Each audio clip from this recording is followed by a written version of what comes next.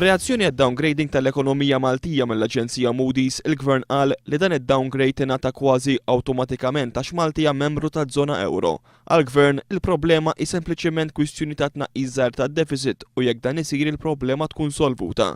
L-Europarlamentari Laburista l-Professur Edward Cicluna qal li dan mhuwiex il-każ u spjega kif il-pożizzjoni tal-Gvern hija rrifjutata fl-istess rapport li ħarġu l-Moody's. Moody's jgħidu li għalkemm il-krisi taż-żona euro laqtet ħafna pajjiżi fl-Unjoni Ewropea, mhux kull pajjiż intlaqat l-istess. Fil-fatt l-Estonja li hija membru taż-żona euro mhux se titlef l-A1 status tagħha u anqas ir-Repubblika Ċeka.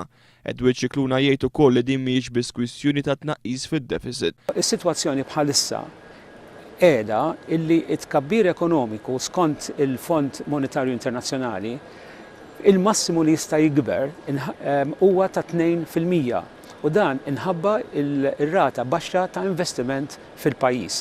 Ġifieri huwa importanti għall-Gvern mhux biss illi jnaqqas id-deficit imma jżid ir-rata ta' investiment fil-pajjiż ħajkun hawn tkabbir ekonomiku sodisfaċenti illi jwaqqaf id-dejn milli jikber. Mir-rapport tal-Moody's jirriżulta li l-investiment f'pajjiżna huwa baxx ħafna u ma jikkomparax ma ta' dawk il-pajjiżi fil-klassi ta' A1.